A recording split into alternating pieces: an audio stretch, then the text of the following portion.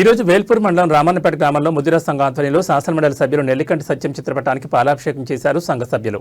ఈ కార్యక్రమంలో ముఖ్య అతిథిగా వీడీసీ వ్యతిరేక పోరాట సమితి నాయకుడు బట్టి శ్రీధర్ హాజరయ్యారు. ఈ కార్యక్రమంలో భాగంగా వారు మాట్లాడుతూ నిజామాబాద్ జిల్లాకు చెందిన ఏ ఒక్క ప్రజాప్రతినిధులు మాట్లాడని నోరు విప్పని సందర్భంలో మా బాధను ప్రాంత ప్రజల యొక్క కష్టాలను విని వీటి తరపున నేను గొంతెత్తానని చెప్పి శాసనమండలి సాక్షిగా నిజామాబాద్లో జరుగుతున్న వీడీసీ ఆగడాలపై అక్రమాలపై గళం విప్పిన ఎమ్మెల్సీ నెల్లికంటి సత్యానికి కృతజ్ఞతలు తెలియజేస్తూ గ్రామవాసులు పాలాభిషేకం చేయడానికి హర్షిస్తున్నామని తెలిపారు. ఈ సందర్భంగా వీడీసీ గ్రామ అభివృద్ధి పేరుతో గ్రామాల్లో నివసిస్తున్న ప్రజలను అణగారిన వర్గాలను అగ్రవర్ణాలు అభివృద్ధి కానివ్వకుండా అణగదొక్కుతున్నారని అన్నారు.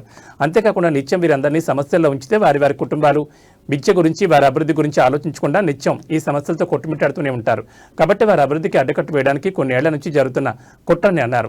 గ్రామాల్లో సాంఘిక బహిష్కరణలు వెలివేతలు చేస్తున్నటువంటి ఈ అగ్రవర్ణ అగ్రకులాల పెత్తందారి వ్యవస్థకు చరమగీతం పడాల్సిన అవసరం ఉందని అన్నారు.